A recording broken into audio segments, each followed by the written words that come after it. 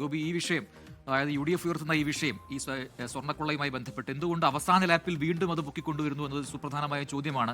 നേരത്തെ ഉന്നയിച്ച വിഷയം തന്നെയാണ്. പക്ഷേ അത് മാത്രം മതിയോ? ഈ പറയുന്ന ആരോപണ വിധേയരായിട്ടുള്ള ആൾക്കാർക്കെതിരെ CPM നടപടിയെടുത്തില്ല എന്നത് മാത്രം ഉന്നയിച്ചുകൊണ്ട് സർക്കാർ പറയുന്നു സർക്കാർ ഇതിനകത്ത് ഇടപെടുന്നില്ല, കോടതി നേരിട്ട് നടത്തുന്ന അന്വേഷണമാണ്, സർക്കാർ ഒന്നും ചെയ്യുന്നില്ല എന്ന് സർക്കാർ പറയുന്നുമുണ്ട്. അപ്പോൾ നടപടിയെടുത്തില്ല CPM ആയതുകൊണ്ട് പത്മകുമാറിനെതിരെയും വാസുവിനെതിരെയും എന്ന് മാത്രം പറഞ്ഞുകൊണ്ട് ഈ വലിയൊരു തെരഞ്ഞെടുപ്പിനെ അങ്ങനെ നേടാനാണോ ഉദ്ദേശിക്കുന്നത് UDF?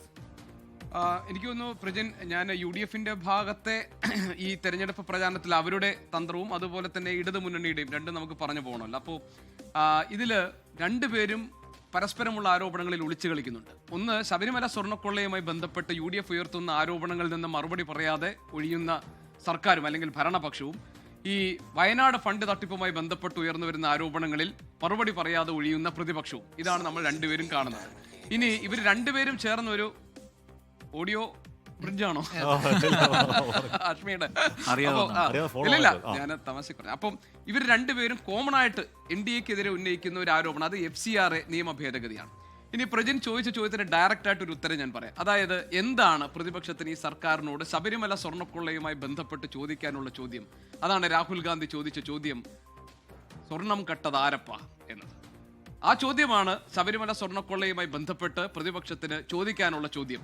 ആ ചോദ്യമാണ് രാഹുൽ ഗാന്ധിയിലൂടെ വിവിധ മണ്ഡലങ്ങളിൽ, പ്രത്യേകിച്ച് തെക്കൻ കേരളത്തിലെ മണ്ഡലങ്ങളിൽ UDF സ്ഥാനാർത്ഥികളും കോൺഗ്രസിന്റെ നേതാക്കളുമൊക്കെ ചോദിക്കുന്ന ചോദ്യം ഒറ്റ ചോദ്യമേ ഉള്ളൂ, സ്വർണം കട്ടത് ആരപ്പ എന്നതാണ്. ഇനി അതിനൊരു ന്യായമായി അല്ലെങ്കിൽ ഒരു ന്യായീകരണമായി, അതും അല്ലെങ്കിൽ ഒരു വിശദീകരണമായി, ഈ നടപടിക്രമങ്ങളൊക്കെ കോടതിയിലല്ലേ, സർക്കാർ ഇതിനൊക്കെ കാര്യങ്ങളൊക്കെ നേരെ ചൊവ്വേ മുന്നോട്ട് കൊണ്ടുപോകുന്നില്ലേ എന്നതാണ് ഈ തെരഞ്ഞെടുപ്പ് ഘട്ടത്തിൽ അവർക്ക് പറയാനുള്ള ന്യായമെങ്കിൽ, ഈ സ്വർണം കട്ടത് എവിടെയാണെന്നും അത് ആര് കൊണ്ടുപോയി എന്നും അത് എവിടെയുണ്ടെന്നും കണ്ടെത്താൻ കഴിയാത്തത് എന്തുകൊണ്ടാണ് ആ കട്ട സ്വർണത്തിന്റെ കാര്യത്തിൽ, അതിലെ വീഴ്ചയുടെ കാര്യത്തിൽ ഒരു ഉത്തരവാദിത്തം ഫിക്സ് ചെയ്യാൻ സർക്കാരിന് ഇതുവരെ കഴിയാതെ പോയത് എന്ന ചോദ്യം രാഷ്ട്രീയ ചോദ്യം മാത്രമല്ല, സാധാരണ ജനങ്ങളുടെ, വിശ്വാസികളുടെ. ഇപ്പോൾ എനിക്ക് ഈ വിഷയത്തിൽ ഹാഷ്മിയുടെ നിലപാടിനോടുള്ള എൻ്റെ വിയോജിപ്പ്, ഇത് വിശ്വാസ പ്രശ്നം എന്നതിനേക്കാൾ ഉപരി ഇതൊരു തട്ടിപ്പിന്റെ, കൊള്ളയുടെ പ്രശ്നമാണ്. അതുകൊണ്ട് ഇത് ഏതെങ്കിലും ഒരു വിശ്വാസ സമൂഹത്തെ മാത്രം ബാധിക്കുന്ന ഒരു പ്രശ്നമല്ല.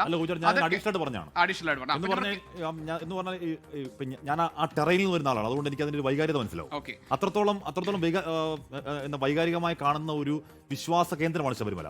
അവിടെ ഒരു കൊള്ള എന്ന് പറഞ്ഞാൽ സാധാരണ കൊള്ളയല്ല, അത് ഭഗവാന്റെ സ്വത്തുകൊള്ള എന്ന് വിശ്വാസി വേദനിക്കുന്ന കൊള്ളയാണ്. അത് പറഞ്ഞു. അല്ല, അപ്പോൾ അത് ഈ ഞാൻ പറഞ്ഞത് ശബരിമല യുവതീ പ്രവേശനം എന്ന വിഷയവുമായി ബന്ധപ്പെടുത്തുമ്പോൾ അത് ഈ വിശ്വാസം എന്ന ഘടകം ഇതിനകത്ത് രണ്ടാമത് വരികയും അതിനേക്കാൾ വലുത് ഇതൊരു വലിയ കൊള്ള നടന്നു എന്ന ജനങ്ങളുടെ മുന്നിലുള്ള സംശയം, ആ സംശയത്തിന് മറുപടി കൊടുക്കാൻ കഴിഞ്ഞിട്ടില്ല. ഇനി ഇത് പറയുമ്പോൾ വയനാട് ദുരന്തബാധിതരുടെ ഫണ്ട് തട്ടിപ്പുമായി ബന്ധപ്പെട്ട കേസും വൈകാരികമായ സംഭവമാണ്.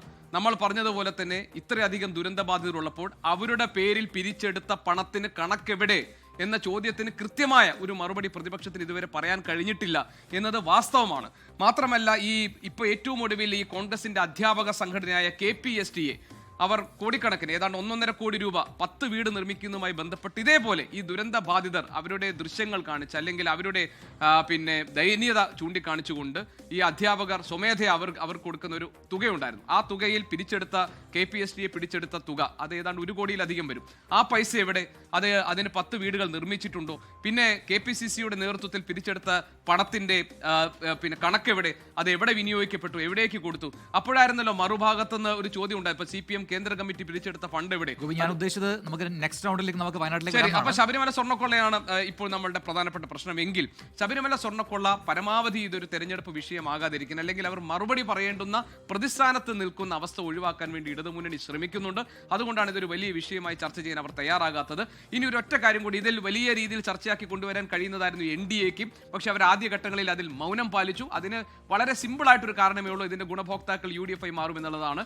പക്ഷേ ഈ ഓഡിയോ ബ്രിഡ്ജ് വന്നതോടുകൂടി പ്രധാനമന്ത്രി ആ വിഷയത്തെ വീണ്ടും ഉയർത്തിയിരിക്കുന്നു. നാളെ അദ്ദേഹം പ്രധാനപ്പെട്ട, ഇപ്പോൾ ആ ടെറൈനിനെ കുറിച്ചിട്ട് ഹാഷ്മി പറഞ്ഞു, ആ ടെറൈനിലാണ് നാളെ പ്രധാനമന്ത്രി നരേന്ദ്രമോദി വരാൻ പോകുന്നത്. അദ്ദേഹം തിരുവല്ലയിൽ വരുന്നു. അടൂർ, റാന്നി, കോന്നി, ചെങ്ങന്നൂർ, ചങ്ങനാശ്ശേരി, അങ്ങനെ ഹരിപ്പാട് ഏതാണ്ട് 1.5 ലക്ഷം പേർ പങ്കെടുക്കുന്ന ഒരു പൊതുസമ്മേളനത്തെ അഭിസംബോധന ചെയ്യാൻ പോകുന്നു. അവിടെ ശബരിമല അയ്യപ്പന്റെ സ്വർണം കട്ട പ്രശ്നത്തെ ഒരു രാഷ്ട്രീയ വിഷയമായി, ഭരണപക്ഷത്തിനെതിരായ ഒരു അഴിമതിയുടെ വിഷയമായി NDA ഉയർത്തിക്കാട്ടുമോ എന്ന് നാളെ പ്രധാനമന്ത്രി സംസാരിക്കുന്നത് നമുക്ക് വ്യക്തമാണ്.